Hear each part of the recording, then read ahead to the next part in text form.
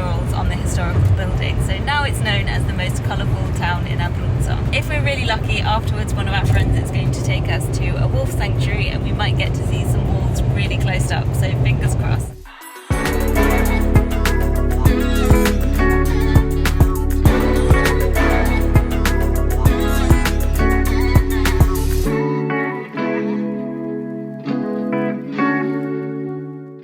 So we've arrived in Aielli and we've just been to pick up a map from the little tourist kiosk, and it has a plan of where all the different murals are and all the different artists with a little explanation. It looks like it's going to be really fun. They're all dotted around across the village, so we'll get to see a lot of different sites. Now, instead of talking all the way through the video, I'm going to let the artwork speak for itself, but I'll leave a link in the description box in case you want to find out a little bit more about the artists and the area itself. So feel free to pause the video and make yourself a cup of tea or coffee or whatever your drink of choice is, and sit back and enjoy the beauty of Aielli.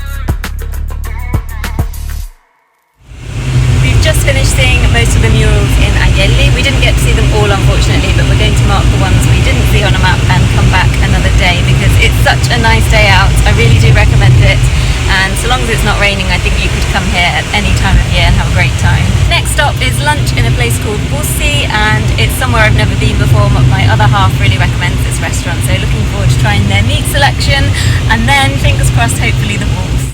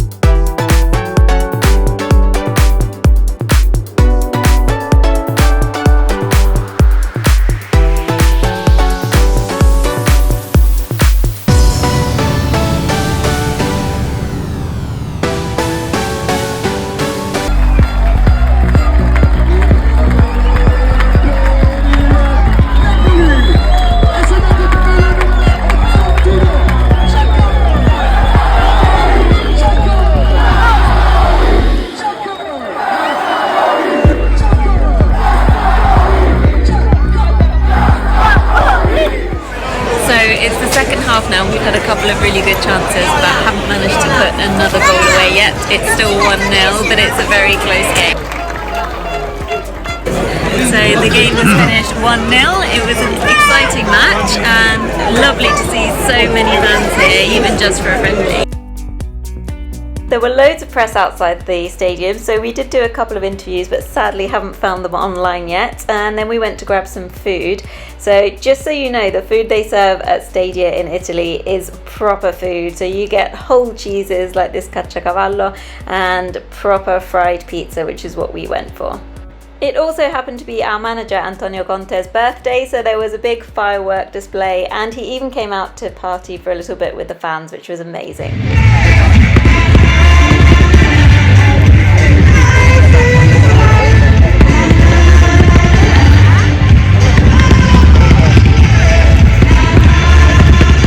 So this week my darling Tabitha turns 1. Now I know my animal content isn't particularly popular with you, so I'm going to put chapters into this video and you can just skip straight forward if it's not your kind of thing. But you probably know by now that I like to give my animals the best life possible, and Booby's always had her big birthday parties, and I'm going to do exactly the same for the other animals.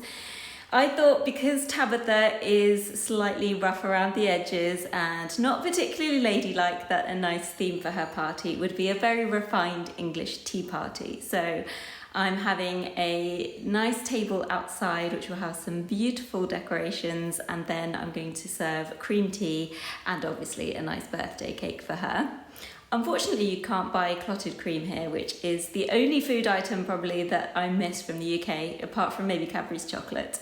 And so I'm going to attempt to make some because it's just not the same using whipped cream. And I did see a recipe where you can pop it in the slow cooker overnight and then just stick it in the fridge afterwards, and hopefully it's going to come out delicious. So let's see. So this recipe is very simple. You're basically just cooking the cream at very low heat, but you are supposed to use cream that isn't pasteurized at high temperatures, which I couldn't find. So I'm not sure if this will work or not, but fingers crossed.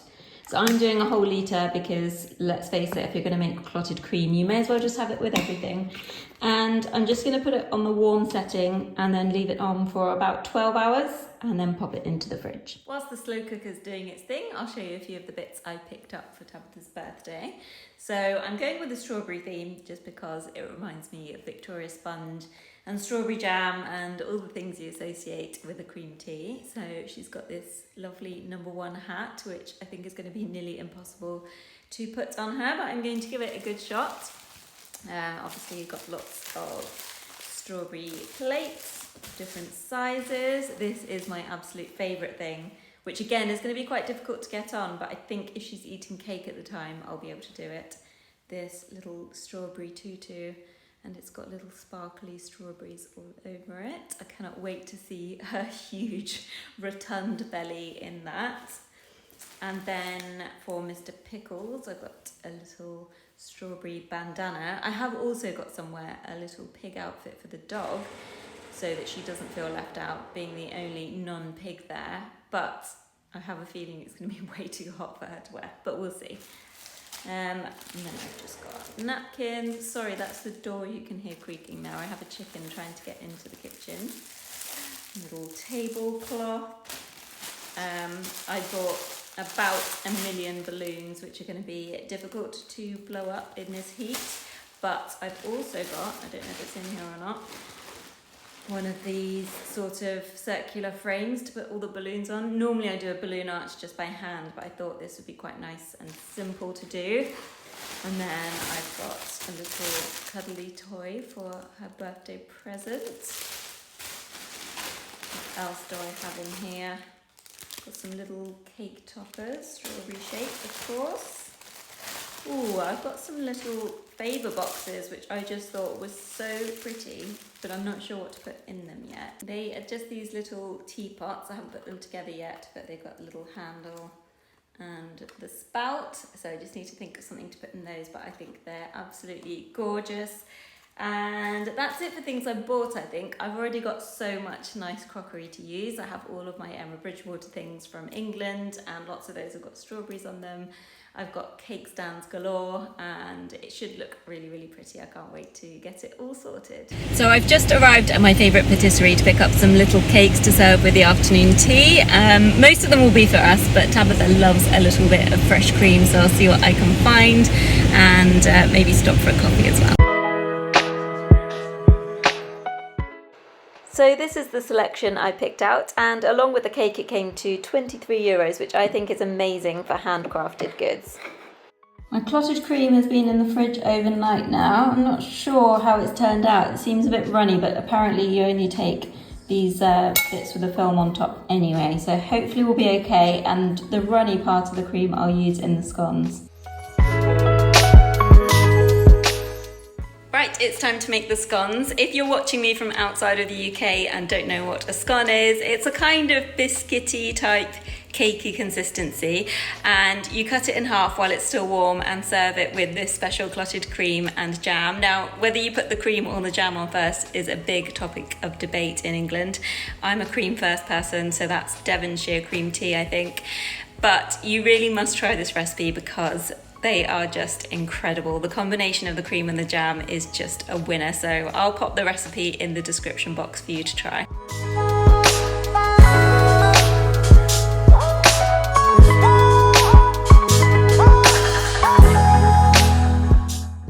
Right, I'm just going to collect some eggs so I can do an egg wash before I pop them in the oven to make them go that nice golden colour.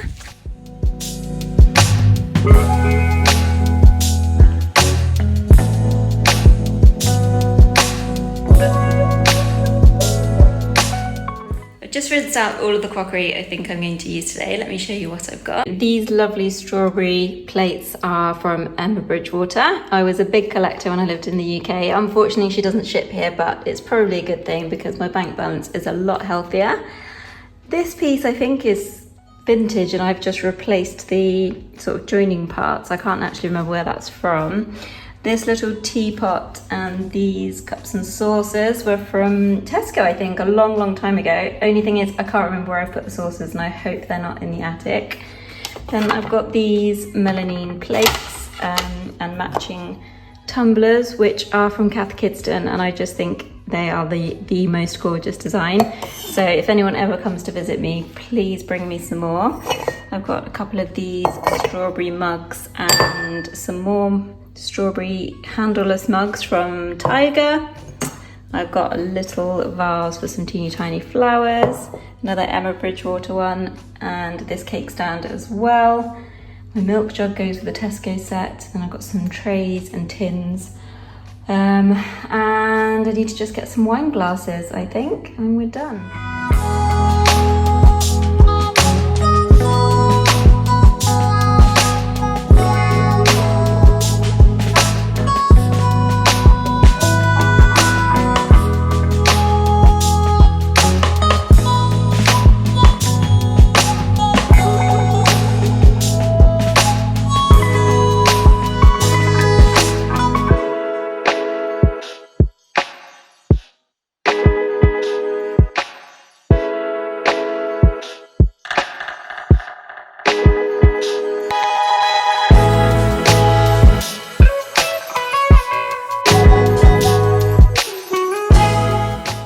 As I predicted, it was quite difficult to get the tutu onto Tabitha, including getting her leg stuck at one point, but the hat was surprisingly easy.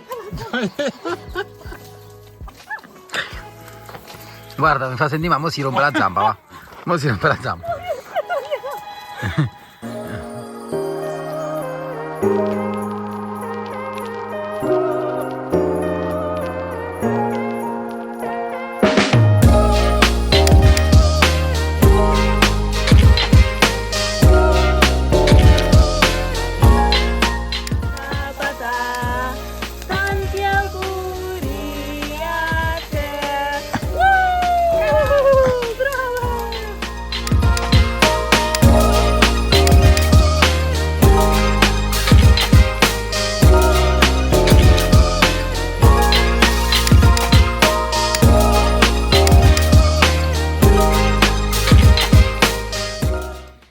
that's what we've been up to this past week. I hope you've enjoyed exploring another part of Abruzzo with me, and if so, please do think about subscribing to my channel.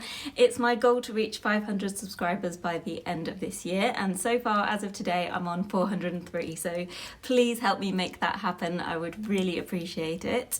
If you did enjoy seeing what we were up to on the homestead with Tabitha's birthday party, then you might be interested to know that her shenanigans alongside Mr. Pickles have inspired me to write a little series of children's books called The Tales of Tabitha Trotter and Peregrine Pickles.